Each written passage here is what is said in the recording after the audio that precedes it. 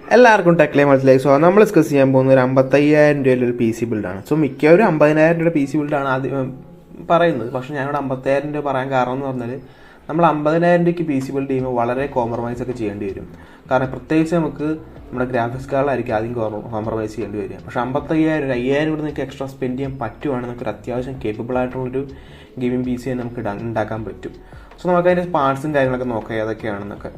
So നമ്മളിനി first of all C പിയുടെ കാര്യം നോക്കുവാണെങ്കിൽ നമ്മൾ ഉപയോഗിച്ചേക്കുന്നതെന്ന് പറഞ്ഞാൽ നമ്മളിവിടെ സെലക്ട് ചെയ്യുന്നതെന്ന് പറഞ്ഞാൽ AMD Ryzen 5 3600 ആണ്. ഈ പ്രൈസ് റേഞ്ചിൽ വേറെ പ്രോസർ ഉണ്ടോ എന്ന് ചോദിച്ചു കഴിഞ്ഞാൽ Ryzen 5 4500 ഉണ്ട്. 4500 വളരെ കട്ട് ഡൗൺ വെർഷനാണ്. Zen 2 തന്നെയാണ് അതും വരുന്നത്. അതിന് 8 MB ക്യാഷൊക്കെ വരുന്നുണ്ട്. ഇവിടെ 35 MB ക്യാഷൊക്കെ വരുന്നുണ്ട്.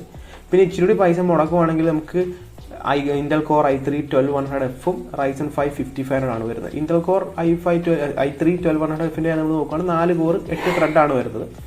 5500 ആണെങ്കിൽ നമുക്ക് 6 കോർ 12 ത്രെഡാണ് വരുന്നത്. Zen 3 ആണ് അത് വരുന്നത്. പക്ഷേ അത് 10,000 രൂപ വരെ രണ്ട് പ്രോസറുകൾ.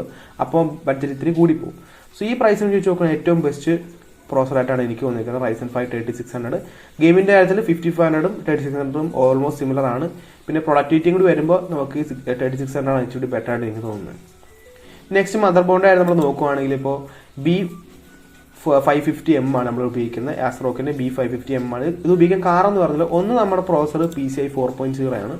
സോ B550M PCI 4.0 സപ്പോർട്ട് ചെയ്യുന്നതുകൊണ്ട് ഒരു നല്ലൊരു കോമ്പിനേഷൻ ആയിരിക്കും. പിന്നെ ഗ്രാഫിക്സ് കാർഡിന് ബോട്ടിലിക്കും കാര്യങ്ങളൊന്നും വരത്തില്ല, കാരണം രണ്ടും PCI 4.0 ആയതുകൊണ്ട് തന്നെ. പിന്നെ റാമിൻ്റെ നമ്മൾ നോക്കുവാണെങ്കിൽ പേട്രിയറ്റ് വൈപ്പർ എലീറ്റ് 2 എന്ന് പറഞ്ഞൊരു DDR4 16GB 12 ചാനലാണ്. 8GB 2 സ്റ്റിക്കാണ് വരുന്നത്. 3600 MHz റാമാണ് വരുന്നത്. ഈ പ്രൈസിന് എല്ലാവരും 3200 ആണ് ഉപയോഗിക്കുന്നത്. പക്ഷേ ഇവിടെ നമുക്ക് ഓഫർ ഉള്ളതുകൊണ്ട് തന്നെ നമുക്ക് 3600 MHz 4000 രൂപയ്ക്ക് കിട്ടുന്നതുകൊണ്ട് തന്നെ നല്ലൊരു ബെസ്റ്റ് ഡീലായിട്ടാണ് എനിക്ക് തോന്നിയിരിക്കുന്നത്. പിന്നെ നമ്മൾ സ്റ്റോറേജിൻ്റെ നമ്മൾ നോക്കുകയാണെങ്കിൽ XPG ഡേറ്റ ഗാമിക്സ് ആണ് വരുന്നത്. 512 GB ആണ് വരുന്നത്. ഇത് PCI 4.0 സപ്പോർട്ട് ചെയ്യുന്ന ഒരു PCI Gen 4 SSD ആണിത്. ഇതിൻ്റെ സ്പീഡ് ഇവിടെ കൊടുത്തിട്ടുണ്ട്. അടിപൊളി എന്താ പറയുക SSD തന്നെയാണ് വരുന്നത്. പിന്നെ നിങ്ങൾക്ക് ഇച്ചിരി പൈസ ഉണ്ടെങ്കിൽ 1 TB ഇട്ട് എക്സ്പാൻഡ് ചെയ്യാനേ ഉള്ളൂ. പിന്നെ നമ്മൾ നോക്കുക നെക്സ്റ്റ് പവർ സപ്ലൈ ആണ്. ഇതിൽ 600 വാട്ടിൻ്റെ പവർ സപ്ലൈ ആണ്. RTX 3050ക്ക് 600 വാട്ട് ആവശ്യമില്ല, 500 വാട്ടൊക്കെ മതിയാവും. പക്ഷെ എന്നാൽ പോലും ഈ ഫ്യൂച്ചറിൽ നിങ്ങൾക്ക് ഒരു അപ്ഡേറ്റ് ഒക്കെ വേണമെന്നുണ്ടെങ്കിൽ ഇച്ചിരി കൂടി 600 വാട്ട്സ് ഒക്കെ എടുക്കണമായിരിക്കും ഇച്ചിരി ബെറ്റർ.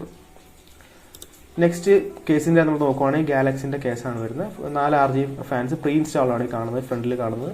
പിന്നെ നമുക്ക് ഇത് മെഷാണ്, അതുകൊണ്ട് തന്നെ എയർ ഫ്ലോ ഒക്കെ അത്യാവശ്യം നല്ലതാണ്. പിന്നെ സൈഡിൽ ടെമ്പേർഡ് ഗ്ലാസും കാര്യങ്ങളൊക്കെ വരുന്നുണ്ട്. പിന്നെ അടുത്ത് നമ്മൾ നോക്കുവാണെങ്കിൽ പ്രൈസ് റേഞ്ചിൽ മിക്കവരും പിന്നെ 50,000 രൂപ പ്രൈസിൽ 55,000 രൂപ പ്രൈസിൽ മിക്കവരും മോണിറ്റർ ഇൻക്ലൂഡ് ചെയ്യാതാണ് വീഡിയോ ചെയ്യുന്നത്. പക്ഷേ ഇവിടെ മോണിറ്റർ ഇൻക്ലൂഡ് ചെയ്തിട്ടുണ്ട്.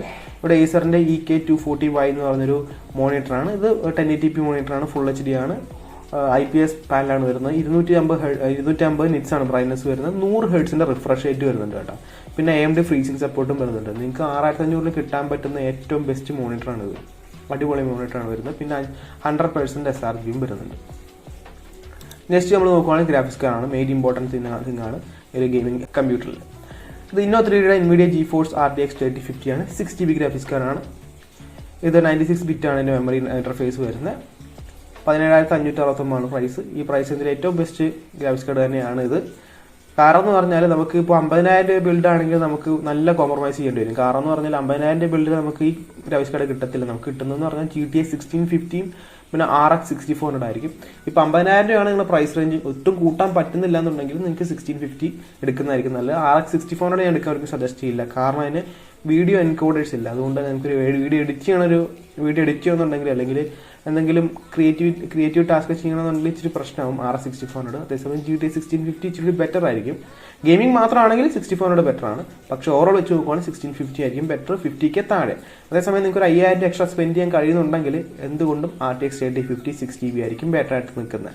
പിന്നെ ഇതിലും ബെറ്റർ പ്രൈസിൽ ഇച്ചിരി കൂടി 5,000 ഇനിയും മുടക്കാൻ നിങ്ങൾക്ക് പറ്റുന്നുണ്ടെങ്കിൽ 60,000 രൂപ വരെ പറ്റുന്നുണ്ടെങ്കിൽ നമുക്ക് AMDയുടെ Radeon RX 6600 ആയിരിക്കും ബെറ്റർ. നമ്മളിപ്പോൾ 55Kയിൽ നമ്മൾ നോക്കുവാണെങ്കിൽ ഏറ്റവും ബെസ്റ്റ് RTX 3050 6GB തന്നെ ആയിരിക്കും.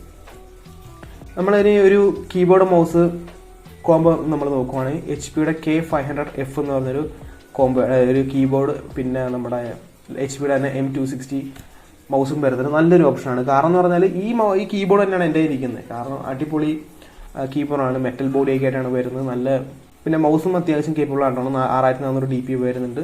So 1692 price. നിങ്ങൾക്ക് ഇനിയും പ്രൈസ് കുറയ്ക്കാൻ കേട്ടോ. സെബ്രോണിക്സിൻ്റെ ഒക്കെ വരുന്നുണ്ട്.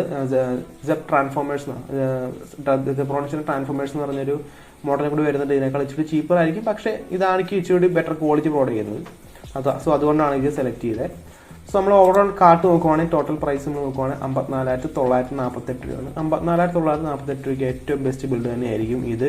കാരണം നിങ്ങൾക്ക് ആവശ്യമുള്ള എല്ലാ സാധനങ്ങളിലും വരുന്നുണ്ട്. പ്രത്യേകിച്ച് നമ്മുടെ ഗ്രാഫിക്സ് കാർഡ് അത്യാവശ്യം കേപ്പബിൾ ആയിട്ടുള്ള ഗ്രാഫിക്സ് കാർഡ് തന്നെയാണ്. ഇപ്പോൾ പ്രൊഡക്ടിവിറ്റി ടാസ്ക് ആണെങ്കിലും ഗെയിമിങ്ങിനൊക്കെ പറ്റുന്ന ഒരു ഗ്രാഫിക്സ് കാർഡാണ്. പിന്നെ പ്രോസറും അതിൻ്റെ കൂടെ സപ്പോർട്ട് ചെയ്ത് നിൽക്കുന്നുണ്ട്. സോ ഗായ്സ്, അപ്പോൾ നിങ്ങളുടെ സജഷൻസും കാര്യങ്ങളൊക്കെ താഴെ നിന്ന് കമൻറ്റ് ചെയ്യുക. സോ നിങ്ങൾക്ക് ഈ ബിൽഡ് അല്ലെങ്കിൽ ഈ കാണിച്ചേക്കുന്ന പ്രൊഡക്ട്സ് ഒക്കെ നിങ്ങൾക്ക് ഇഷ്ടപ്പെട്ടോ, അല്ലെങ്കിൽ ഇതിലും ബെറ്റർ നിങ്ങൾക്ക് സജസ്റ്റ് ചെയ്യാൻ പറ്റുമെങ്കിൽ താഴെ സജസ്റ്റ് ചെയ്യുക. പിന്നെ ഇതിൻ്റെ പ്രൊഡക്ട്സിൻ്റെ ലിങ്ക്സ് ഒക്കെ താഴെ ഡിസ്ക്രിപ്ഷനിൽ കൊടുത്തിട്ടുണ്ട്. സോ ഗായ്സ്, അപ്പോൾ ഇന്നത്തെ വീഡിയോ ഇത്രയുള്ളൂ. ഇന്നത്തെ വീഡിയോ ഇഷ്ടപ്പെട്ടാൽ ലൈക്ക് ചെയ്യുക, സബ്സ്ക്രൈബ് ചെയ്യുക, hit the bell icon feature. നിങ്ങൾക്ക് നെക്സ്റ്റ് വീഡിയോ കാണാം.